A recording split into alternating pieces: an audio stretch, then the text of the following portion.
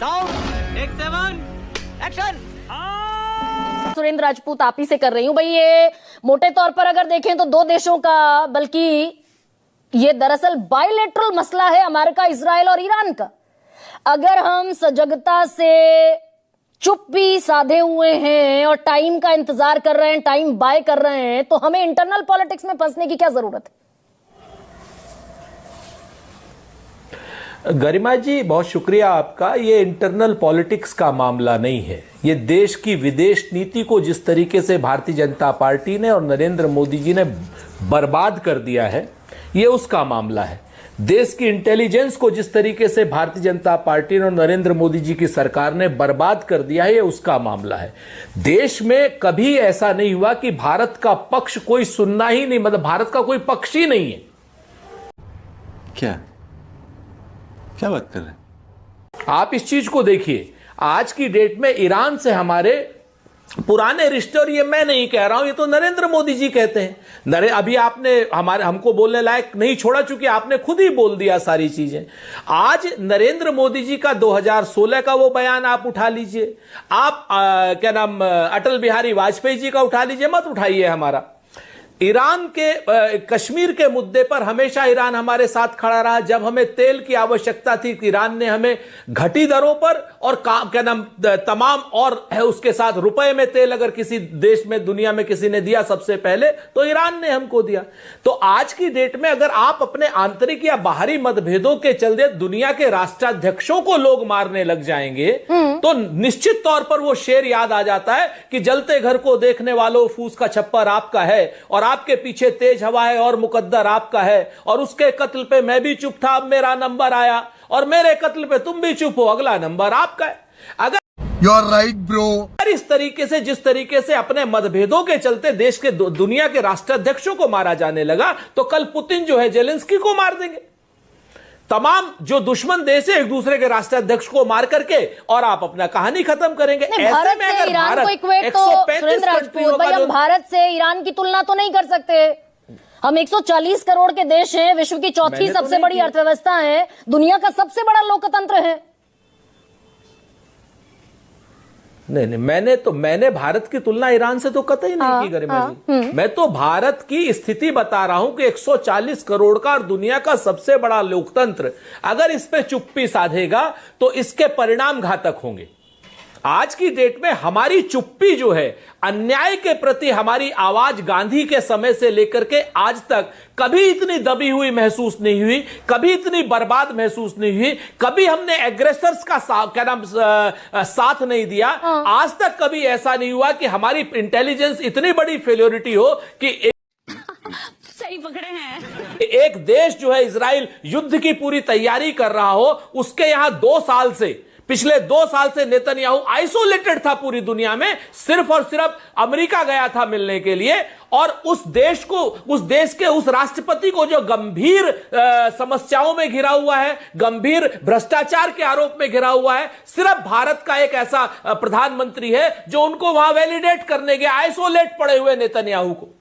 तो पूरी दुनिया में जो हमारी थू-थू हो रही है, उसको लेकर के हमें तो बोलना पड़ेगा। नहीं, ये तो क्यों नहीं बोलेंगे भाई, हम भारत में विपक्ष हैं। ये इजराइल के राजदूत साफ कर चुके हैं, भारत को इस हमले के बाबत कोई ऑफिशियल जानकारी नहीं थी, ऑफिशियल जानकारी नहीं थी। तो वो क्या, बिल्कुल, वो क्या कहेंगे कि भारत को जानकारी थी? क्या बात करती है गरिमा जी, आप तो सब जानती है। क्या राजदूत कहेगा कि हमें जानकारी थी? हम ये नहीं कह रहे जानकारी थी या नहीं थी। आपने पहले ही मैंने कहा कि भारत की इंटेलिजेंस को आपने बर्बाद कर दिया नरेंद्र मोदी की सरकार ने। अरे देवा, ये गड़बड़ है बाबा। भारत की विदेश नीति को बर्बाद कर दिया। अगर नरेंद्र मोदी जी और उनकी सरकार ये भांपने में असक्षम है, तो नरेंद्र मोदी की सरकार को सरकार रहने का कोई हक नहीं। मोदी जी को या फिर दरअसल वो ये नहीं जान पाए कि मैं ऐसे, या फिर दरअसल हम गर्दन पर सटा दिया हमने कटा कि भाई या तो बोलिए या तो चुप्पी तोड़िए, और नहीं तो आप असेसिनेशन के सपोर्टर हैं, आप इस हत्या के हिमायती हैं। भाई ये भी तो दरअसल हम बहुत नाजुक वक्त का गलत इस्तेमाल कर रहे हैं। नहीं, बिल्कुल नहीं। हमने असैसिनेशन के सपोर्टर कभी शब्द इस्तेमाल ना हमने किया, ना हमारे किसी नेता ने किया। हम इस तरीके की हल्की बात गरिमा जी विदेश नीति पर नहीं करते। Does he support the assassination? Does he support? Rahul Gandhi का ट्वीट है Surendra ji, does he support the assassination of a head of state as a way to define the world order? तो good question, you are a good question.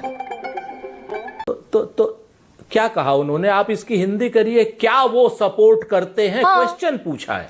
अपने प्रधानमंत्री से अगर question पूछना कोई देशद्रोह थोड़ी है। हमने पूछा है कि अगर खामनेई साहब की हत्या को आप कंडम नहीं कर रहे हैं तो क्या आप आतताइयों का या उनका साथ दे रहे हैं? प्रधानमंत्री कहेंगे नहीं दे रहे हैं। हमने तो क्वेश्चन पूछा है, हमने उनके ऊपर आरोप थोड़ी लगाया। और ये तो विपक्ष का काम है कि प्रश्न पूछे। अगर बेसुध पड़े हुए हैं प्रधानमंत्री, बेहोश हो गए हैं प्रधानमंत्री, अगर प्रधानमंत्री निर्णय लेने की क्षमता में नहीं है, भारत की सरकार निर्णय लेने की क्षमता में नहीं है, हमारा एनएसए निर्णय लेने की क्षमता में नहीं है, हमारी पूरी सरकार बेसुध हो गई है और नाकारा निकम्मी हो गई है, तो विपक्ष अपना काम तो करेगा ना। क्यों नहीं करेगा विपक्ष अपना काम? हम सवाल पूछेंगे। Emotional damn it. कांग्रेस बता दे इसको, कांग्रेस इस चुप्पी को कांग्रेस डिकोड कर दे कि जो ईरान हमारा सदियों से दोस्त है, देश के प्रधानमंत्री खुद कहते हैं खामनेई की राष्ट्राध्यक्ष की हत्या पर, असैसिनेशन पर हम चुप क्यों हैं? स्ट्रैटेजी भी तो हो सकती है, कूटनीति हो सकती है। ऐसी देखिए, मैं आपको फिर से कहता हूं, अगर ये कूटनीति होती तो हमको बुला करके या सर्वदलीय बैठक में बुला करके ये बात बता दी जाती। आप मत करिए, आप सर्वदलीय बैठक बुला करके बता दीजिए। लेकिन निशिकांत दुबे जैसे लफंगे सांसद आ जा रहे हैं वो करने के लिए, कहते हैं कि 1965 में त्यागी बैठे हुए हैं, वो फिर इसी भाषा का इस्तेमाल करेंगे। सुनिए ना। अच्छा चलिए, मैं अपने शब्द भी वापस लेता हूं। एक बड़े सम्मानित सांसद निशिकांत दुबे बैठे हुए हैं, कितनी गलत वो तरीके से वो बात कर रहे हैं, मैं उस तरफ उतना बताता हूं, विषय को नहीं छोड़ूंगा। मैं लफंगे शब्द के लिए मैं खेद व्यक्त करता हूं। ठीक, प्यारी समझ गई आपसे कि दरअसल इसमें भारत की स्ट्रैटेजी है, कोई डिप्लोमेसी है। हम दरअसल 140 करोड़ के देश, दुनिया के सबसे बड़े लोकतंत्र, ये नहीं कह पाए पिछले 3 दिन में कि असैसिनेशन गलत है।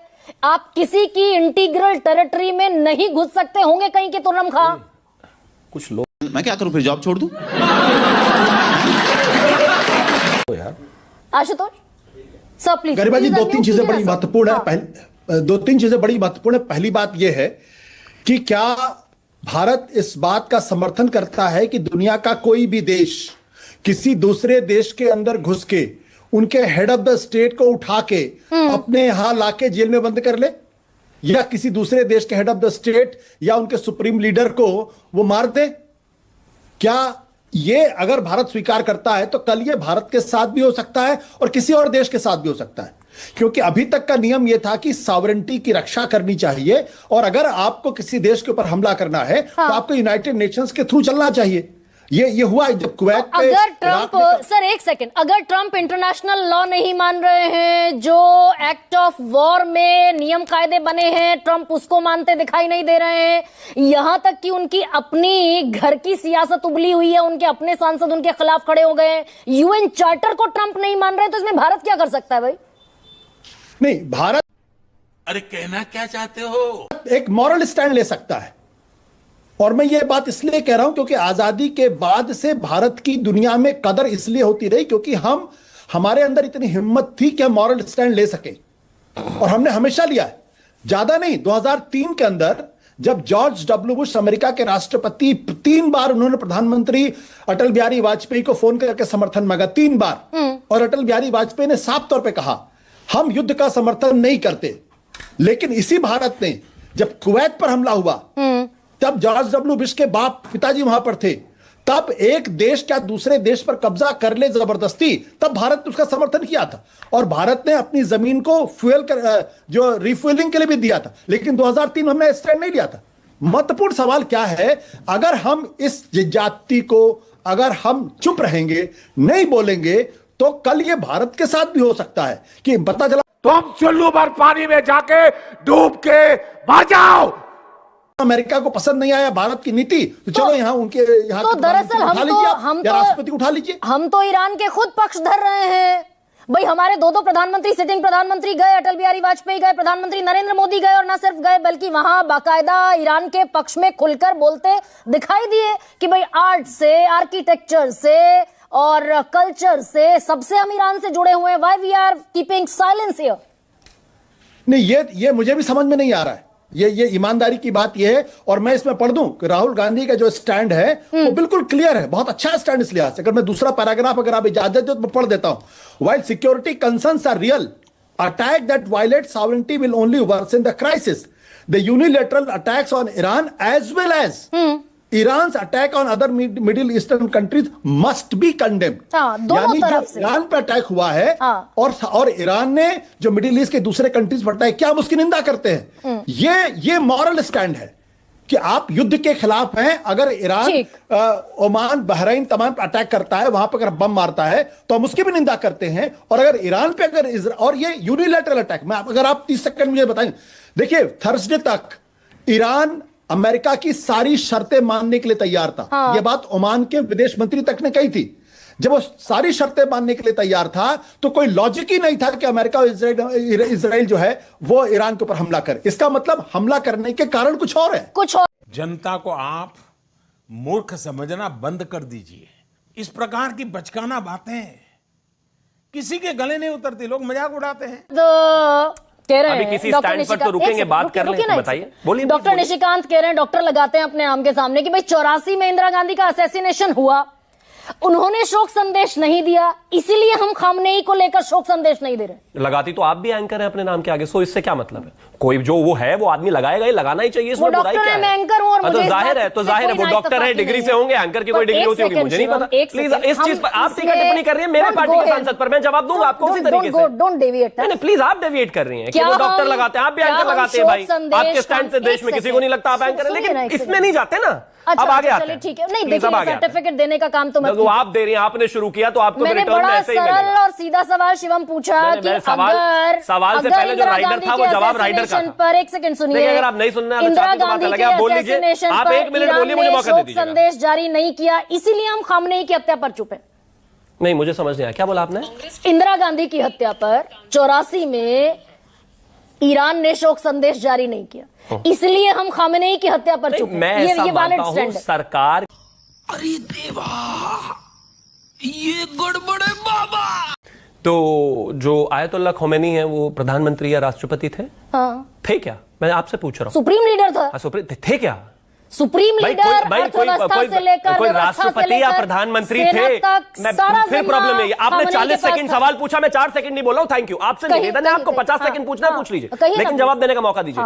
वो किसी राष्ट्र के, देश के हेड ऑफ द स्टेट नहीं थे, 1। दूसरा, जहां तक बात फॉरेन पॉलिसी की है, सरकार अभी भी कमिटेड है अपने देश के लिए जो भी हितों की रक्षा करनी है, उसी हिसाब से हम आगे चलेंगे। अब एक और चीज कहना चाहता हूं, कुछ मेरे पैनलिस्टों ने भी सवाल उठाए थे, उस पर जवाब देता हूं। पहले अपने सांसद पर तो दे दीजिए। दे दिया जब, अरे कमाल बात हो गई, दे दिया। मैंने कहा ना सरकार का ये स्टैंड है, सरकार का यही स्टैंड है। आपने हेड ऑफ द स्टेट की जवाब दी, बात पूछी, हेड ऑफ स्टेट नहीं था ना खामनेई? आपको पता है था क्या? हेड ऑफ द स्टेट नहीं था ना, सारी व्यवस्था खामनेई के सुपुर्द थी भाई। अरे भाई, हेड ऑफ द स्टेट थे क्या? मिलने की सारी व्यवस्था आपके सुपुर्द है। नहीं, सारी व्यवस्था चैनल चलाने की आपके सुपुर्द है, तो आप क्या ऑनर हो गई? गजब बात हो गई भाई, कमाल बात। Don't deviate. आप डेविएट कर रहे हैं, मुझे फॉरेन पॉलिसी पर बात करनी है। अगर हेड ऑफ द स्टेट, आपकी प्रॉब्लम ये है, सुनिए, आप लगातार आप बोले जा रही है, आपको बोलना है, आप बोल लीजिए, मुझे परेशानी नहीं है, लेकिन मुझे बोलने का समय दीजिए। Thank you. बोलने दे, तकलीफ हुआ है बेचारे को। आप चुनाव नहीं लड़ रही है ना, आप कांग्रेस में भी नहीं है, तो मैं आपको मेरी 100 प्रॉब्लम गिनवाने की इजाजत देती हूँ। क्या आप कांग्रेस में हैं? नहीं ना? शिवम त्यागी, क्या आप कांग्रेस में हैं? शिवम त्यागी, क्या आप कांग्रेस में हैं? 3 सवाल पूछे, तीनों सवालों के जवाब शिवम त्यागी नहीं दे पाए। मैं 3 सवालों का जवाब दे चुका हूं। आप कांग्रेस को बाईपास ऐसे पास कर देना चाहती हैं कि मैं उनका जवाब ना दूं। आप नहीं बता पाए कि अगर ईरान देश का दुश्मन मुल्क है तो फिर हम किस हैसियत से वहां बैठे हुए दिखाई दे रहे थे? आप बता पाए? आपने कहा कि गद्दारों के साथ हम बात करते हैं, आपने कहा कि पॉलिसी के तहत, सिचुएशन के तहत हम बात करते हैं। अभी आपने सवाल पूछ लिया, अब 10 सेकंड पेशेंस रखेंगे। हिंदुस्तान और ये कांग्रेस वाले किस हैसियत से पाकिस्तान से एंगेज कर रहे थे जब वो 26/11 करके गए थे? जवाब है आपके पास? जब वो इस देश में घुस घुस कर आतंकवादी हमले कर रहे थे? जवाब है आपके पास? क्या कर रहे थे? आपके पास जवाब है? जब उन्होंने संकट मोचन हनुमान मंदिर में जाकर जो है इस देश में बम फोड़े थे, बावजूद उनके साथ हम एंगेज कर रहे थे? जवाब है आपके पास? क्या जवाब है आपके पास? 10 के 10 दिन हम उन पर लगा 10 के 10 साल हम उनसे एंगेज कर रहे थे, क्योंकि लगातार एंगेज करते रहते हैं। और जवाब यही प्रॉब्लम है, आप अभी भी 40 सेकंड नहीं रुकी, यही दिक्कत है। नहीं, अब रुक जाइए, आप प्लीज, आप रुकी। नहीं, मैं जवाब देने में नहीं, मैं आपके जवाब देने के लिए नहीं, मुझे या कांग्रेस के प्रवक्ता के जवाब सवाल गरिमा सिंह पूछ ही नहीं रही है। गरिमा सिंह नहीं, सवाल जो विपक्ष उठाएंगे उनके जवाब नहीं, बिल्कुल नहीं। सवाल जो कांग्रेस वाले उठाएंगे उनका जवाब जाएगा। पॉलिटिकल पार्टी कांग्रेस है यहाँ पर। गरिमा सिंह, आप कुछ भी बोलो, ये नहीं सुनने वाला।